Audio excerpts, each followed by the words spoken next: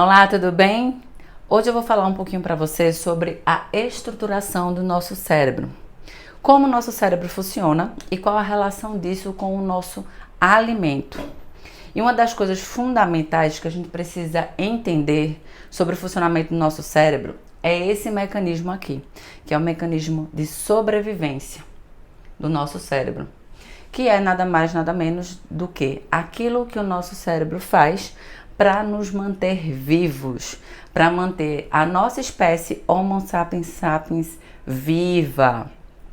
E aqui é importante a gente ressaltar o seguinte, que a estruturação do nosso cérebro é a mesma há mais de 90 mil anos. Não existe mudança na estruturação do nosso cérebro, no funcionamento do nosso cérebro. Ou seja, o nosso cérebro é exatamente o mesmo dos nossos antepassados ancestrais, homens das cavernas. Isso mesmo.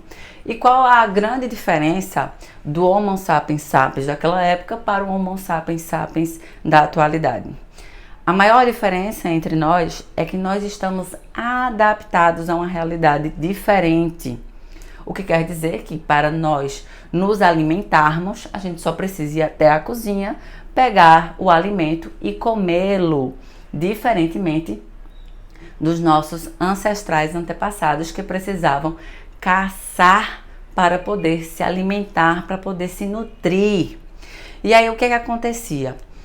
Quando o Homo sapiens sapiens das cavernas, ele caçava e conquistava aquele alimento, ele tinha que comer o máximo que ele poderia para estocar energia no corpo dele, porque ele não saberia qual seria a próxima vez que ele iria se alimentar. E a partir daí, ele precisava economizar energia. Para quê? Para não gastar a energia estocada, para que ele pudesse sobreviver a longos períodos de escassez, até a próxima caça. Exatamente. Então, uma das coisas principais do mecanismo de sobrevivência, além de nutrir, além de comer para guardar energia no corpo, é também a de economizar energia, ou seja, dormir, descansar, não desperdiçar energia fazendo outras atividades. E talvez uma das atividades que fazem parte desse mecanismo de sobrevivência é copular. Mas não, essa atitude de copulação ela não acontecia com frequência, só com uma finalidade, a finalidade de procriar. Por quê? Porque aqui também se gastava energia. Então, esse mecanismo aqui, instintivo, primitivo, ele é o que faz parte do nosso mecanismo cerebral há mais de 90 mil anos. E o que acontece? Ainda hoje, muitas vezes a gente age dessa forma instintiva quando a gente vai se alimentar. Por exemplo, quem é que nunca comeu com medo de ficar com fome? Eu vou sair agora e aí eu vou comer porque eu posso ficar com fome lá na frente. Mesmo eu sabendo que quando eu chegar em casa ou que eu tenho acesso a uma padaria, que eu tenho acesso a um supermercado. Mas muitas vezes a gente age dessa forma. Ou então, aquela pessoa que come como se houvesse amanhã, como se ainda fosse passar por algum período de escassez. E esse é um dos mecanismos instintivos que o nosso cérebro, ele funciona. O outro mecanismo desenvolvido pelo nosso cérebro é o emocional. Eu vou anotar aqui, instintivo, isso, para não engolir, e emocional.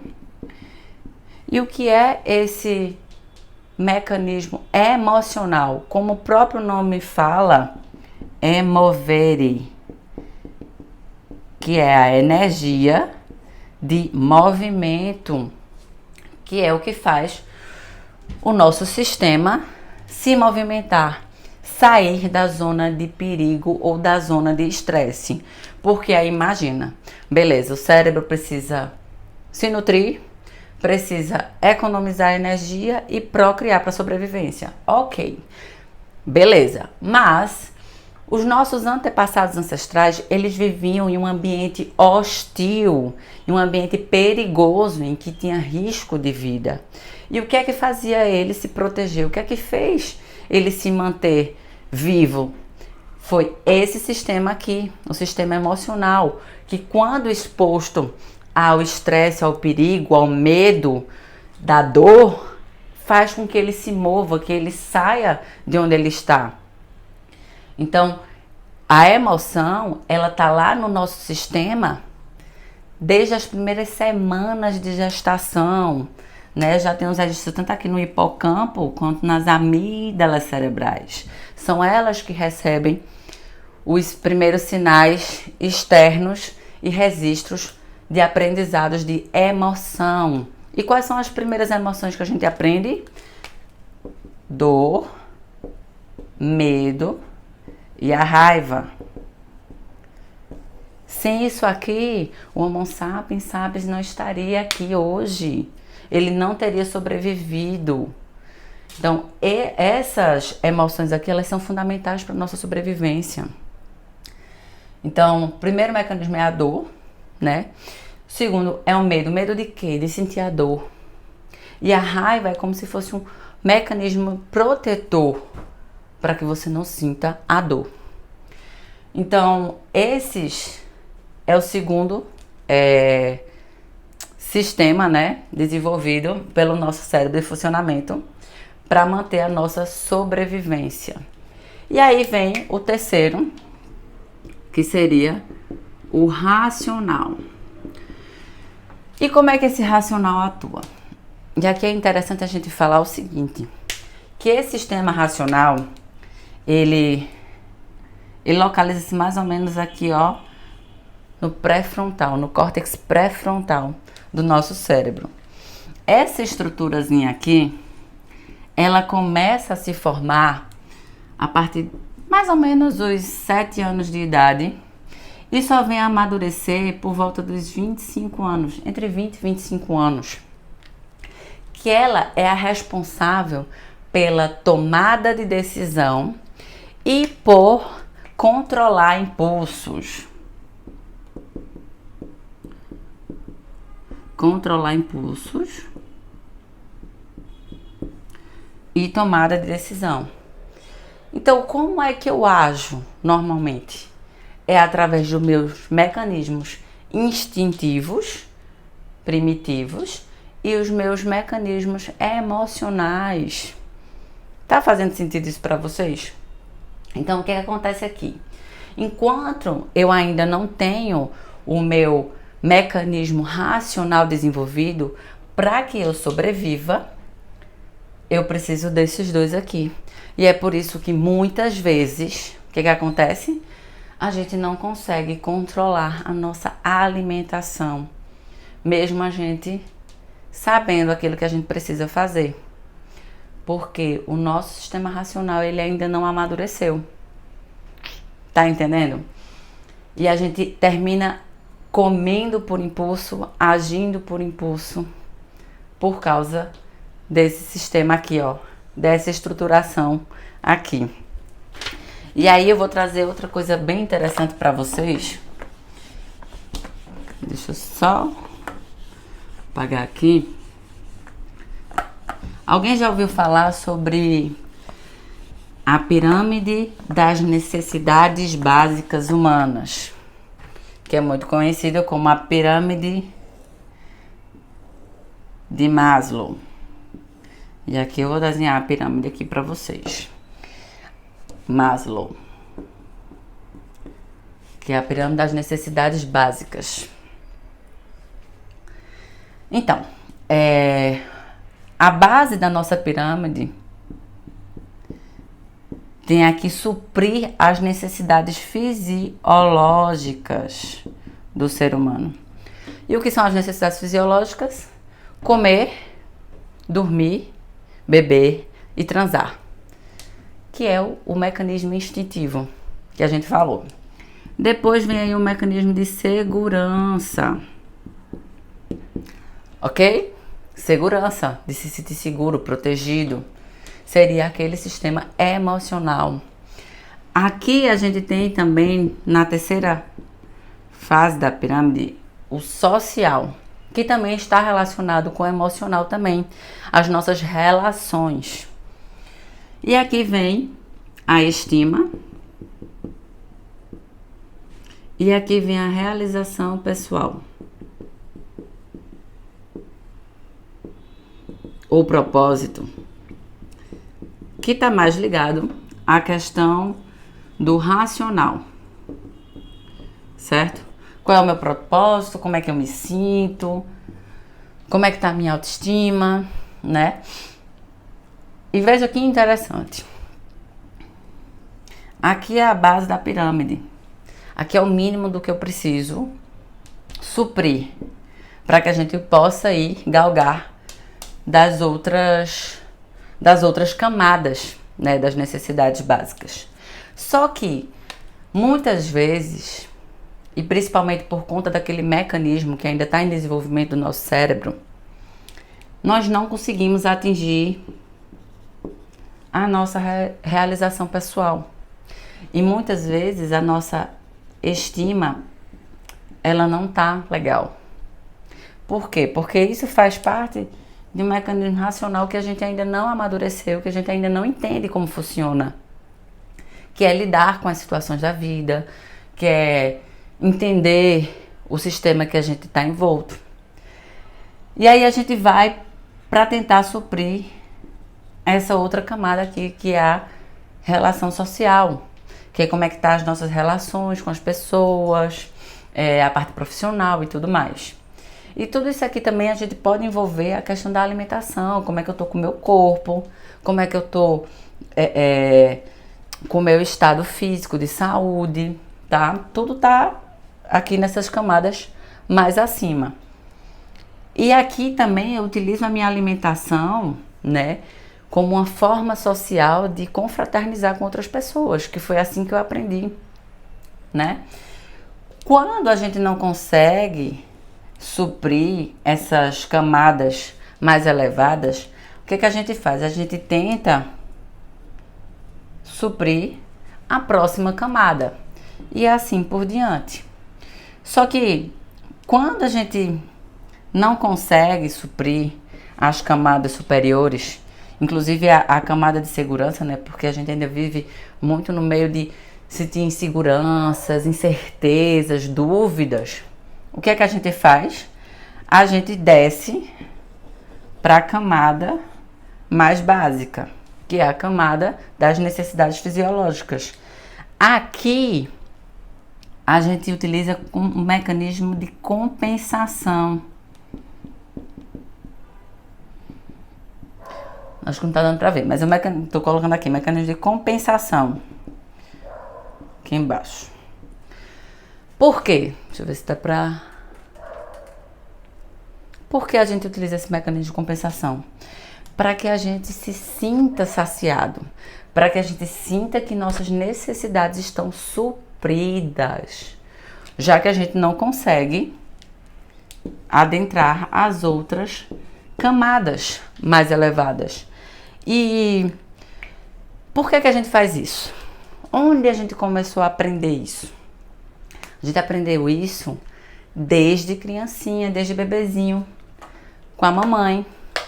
Porque o que acontece?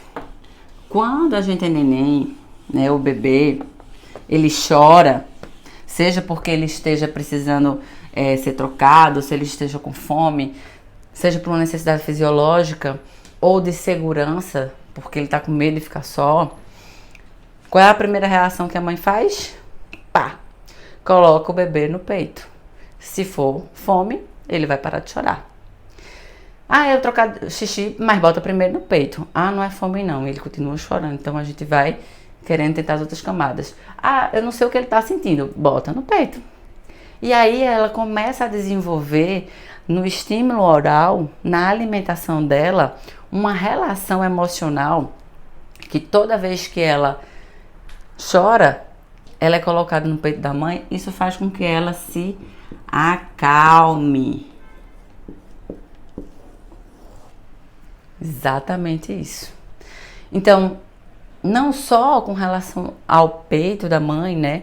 Que depois vai para a mamadeira e depois vai para a comida. Essa relação de se alimentar e sentir essa calmaria está relacionado com o reflexo oral que a gente aprende desde nenenzinho, desde criancinha. E é por isso que muitas pessoas, elas utilizam também outros mecanismos para acalmar, como roer unha, né? Aquelas pessoas que roem unha. Outro mecanismo de fuga da insegurança, da incerteza, bebida, né? Cigarro e a própria compulsão alimentar. Estão entendendo como é a relação do nosso mecanismo cerebral? Tudo está relacionado aqui, ó, com o nosso sistema de sobrevivência. E aí, é como se dentro de nós, do nosso sistema... Nossa, essa aqui ficou horrível, mas tudo bem. Nós tivéssemos uma panela de pressão, tá? E aqui tivéssemos inundados de emoção. Todo tipo de emoção. Emoções boas, ruins. E aí a gente vai se entupindo de emoção. E quando a gente não consegue lidar com esse monte de emoção aqui, o que é que a gente faz? A gente utiliza uma válvula de escape, que é essa fuga que eu falei aqui pra vocês, tá? Que é com relação à bebida, álcool. Quando a gente corta esse mecanismo de fuga, a gente corta aquela válvula de escape, o que é que acontece? Bum! A panela de pressão explode. E é exatamente isso que acontece também com o nosso corpo e com o nosso sistema.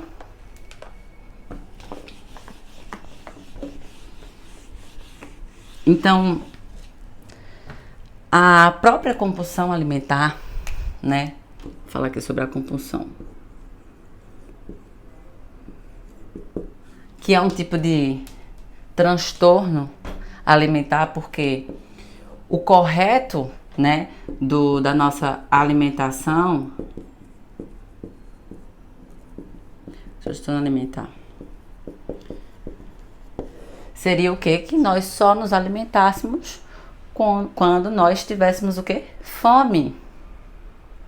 É isso aí. Apenas quando a gente vai com fome e o necessário para suprir o nosso corpo por determinado período de tempo. Mas não é assim que acontece.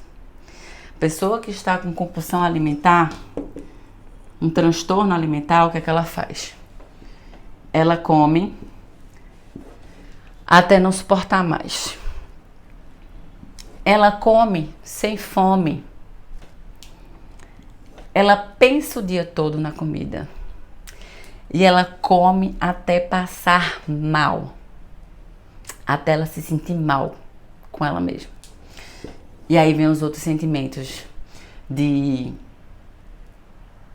vergonha, de raiva, de nojo, de culpa.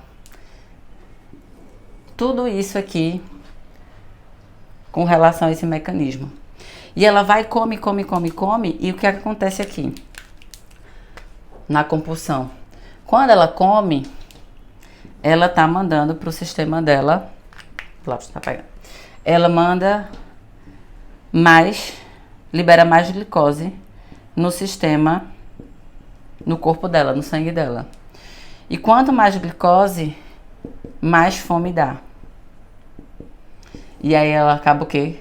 Comendo mais. E isso aí torna-se um ciclo vicioso.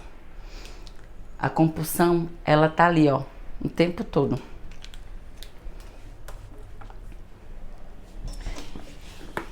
Só retroalimentando as minhas emoções. Então, o que é interessante a gente também observar? Que esse sistema aqui, a nossa mente, ela não é contra nós. É um mecanismo que funcionou durante 100 mil anos quase, que foi o que nos fez e nos trouxe até aqui, sobrevivendo, vivos. De alguma forma, a nossa mente, o nosso corpo, ele está querendo nos proteger, está querendo nos manter vivos.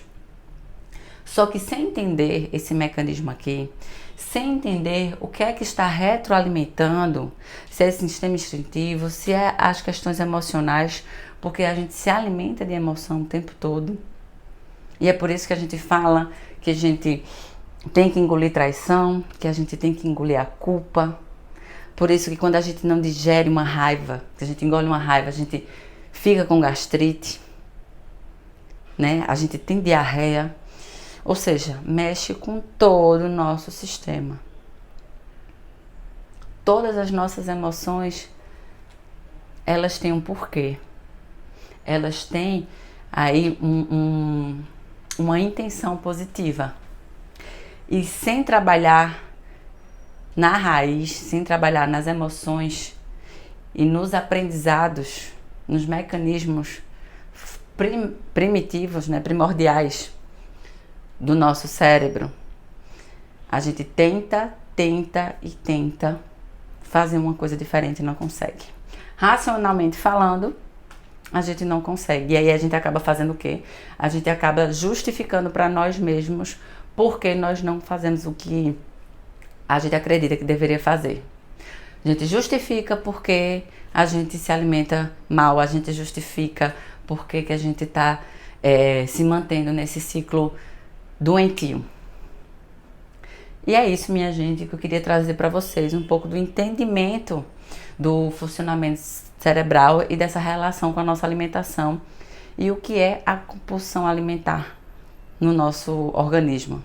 Então, para que você realmente consiga burlar aqui esse sistema, que eu sei que tem uma intenção positiva, a gente precisa aprender algo novo e a gente precisa reprogramar. E como é que a gente faz isso?